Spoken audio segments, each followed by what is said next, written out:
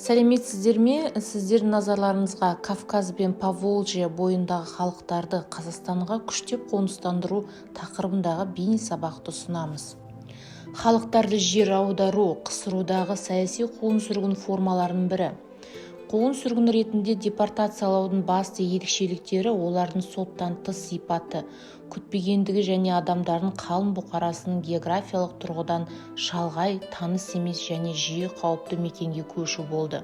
Олар КСРО-дағы саяси қуғын-сүргін формаларының бірі, контингент, соттан тыс сипаты және көптеген адамдарды географиялық шалғай аймақтарға қоныстандыру. КСРО-да кәрістер, немістер, финдер, қарачайлар, қалмақтар, шешендер, ингуштар, балқарлар, қырым татарлар мен месхет түріктер, поляктар, әзірбайжандар, украиндар және басқалар сияқты халықтар жаппай депортацияға ұшырады.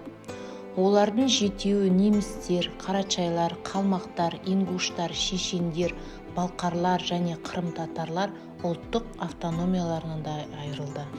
Германияға қарсы Ұлы Отан соғысы басталысымен КСРО-да кеңес немістерін қудалауы басталды. Поволжье немістерінің Қазақстан мен Сібірге ауқымды мәжбүрлі көшіп-қонысының басталуы 1941 жылы 28 тамызда шыққан Поволжье ауданында тұратын немістерді көшу туралы КСРО жоғарғы кеңес президиумының жарлығымен белгіленді. КСРО жоғарғы кеңес президиумының Поволжье неміс автономиялық облысын тарату туралы жарлығы шығып, Поволжье немістерін Қазақстанда орналастыру туралы және немістерді Грузия, Әзірбайжан және Армян КСР-нен көшу туралы қаулылар қабылданды. Неміс ұлтының барлық дерлік адамдарды депортацияға ұшырады.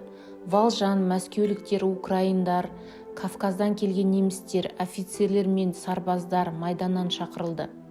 Бұл құжаттарда немістердің арасында ондаған мың диверсанттар мен тыңшылардың Германияны сыбайластарының болуы туралы айтылған.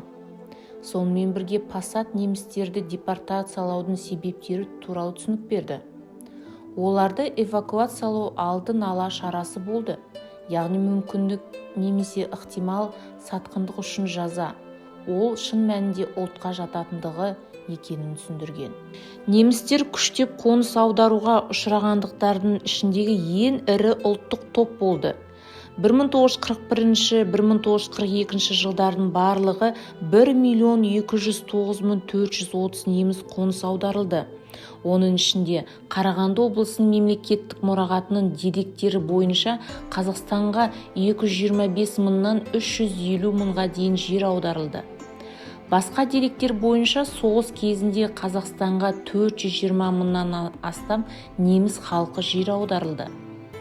Қазақстан Республикасының бас прокуратурасының құқықтық статистика және арнайы есепке алу жөніндегі комитеті мұрағатының деректері бойынша 1941 жылы 10 желтоқсандағы жағдай бойынша КСР облыстарында 34.970 адам болған.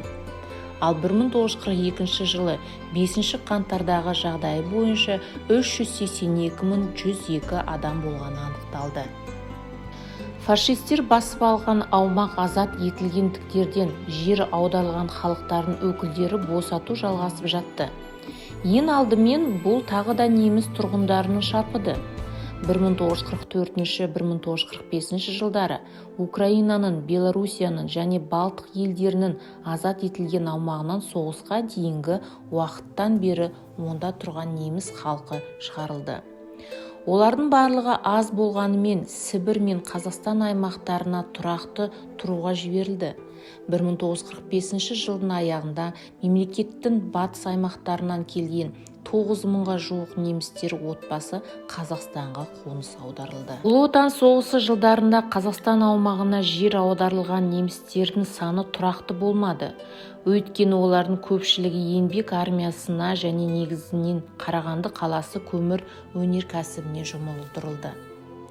1944 жылғы 1 шілдеге жағдайы бойынша республика бойынша есепте 218.328 адам, демек 71.151 отбасы немістері арнайы қоныс аударушылар тіркелді. Ал 1945 жылдың 1 қаңтарына қарай СССР-де арнайы қоныс аударылғандардың болуы туралы Ішкі істер халық комиссариатының анықтамасына сәйкес олардың есебінде 243.722 адам, демек 79.017 отбасы тіркелді. Немістердің Қазақстанда тұратын жерлері негізінен Қарағанды, Қостанай, Целиноград, Павлодар, Семей, Көкшетау, Жамбыл облыстары болды. Ресейлік немістерді ұзақ уақыт бойы бұрынғы тұрғылықты жерлерінен қайтару туралы мәселе болған жоқ. Жоғарғы кеңес президиумының 1948 жылғы 26 қарашадағы жарлығына сәйкес немістер, шешендер, қалмақтар, финдер, латыштар сияқты оларға берілген аудандарға мәңгі қоныс аудару керек. Ішкі істер органдарының арнайы рұқсатынсыз елді мекендерден кетуі деген 20 жылға дейін ауыр еңбекпен жазаланды. Депортацияның ауыр зардаптарының бірі адамдардың физикалық өлімі болды.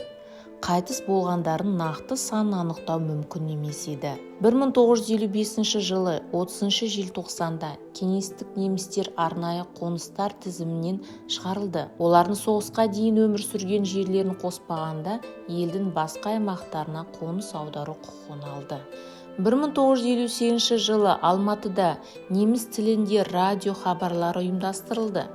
1964 жылы Қарағанды телекөрсетілім студиясы ай сайын неміс бағдарламаларына шығара бастады. Целиноград немістің Франшафт газеті жарық көрді. Ол 1966 жылдан бастап шығарыла бастады.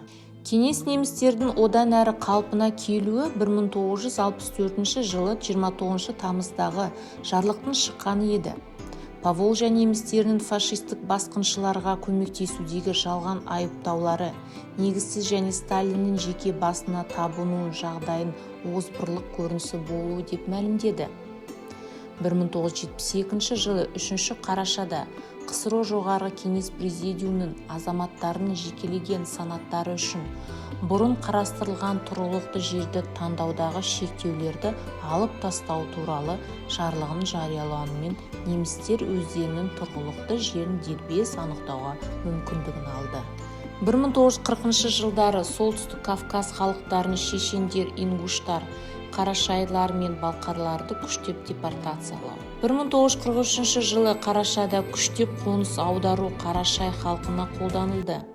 Ал 1944 жылы шешен, ингуш және балқар халықтары толық жер аударуға ұшырады. Мәжбүрлеп көшірге ұшыраған халықтардың ұлттық автономиялары жойылып, КСР жоғарғы кеңес президиумының тиісті жарлықтары шығарылды.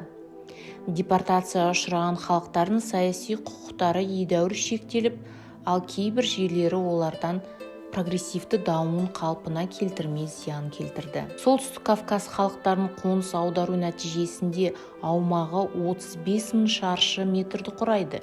Дерлік Швейцарияның өлшемімен тең болды. Қарашайшыларға алғашқылардың бірі болып күштеп жер аударылды. Соғыс кезінде қарашайшылар басқа халықтар сияқты фашистермен шайқастарға белсенді қатысты. Осыған қарамастан 1943 жылы 4 қазанда КСРО халық комиссарлары кеңесінің қарашайшыларды көшу туралы жабық қаулысы қабылданды. Қысқа уақыт ішінде облыстан жалпы саны 69.267 адамдарды құрайтын, демек 14.774 отбасы жер аударылды. Балқарларға да депортацияның қайғылы тағдыры келді. Балқарлар басқа да халықтармен қатар негізінен майданда болды. 1943 жылы қаңтарда балқарлардың аумағы босатылып, олардың өздері де жалған айыптаулармен өздерінің тарихи отандарына қоныстандырылды. Балқарларды көшіру туралы ГКО жарлығы 1944 жылы 5 наурызда қабылданды.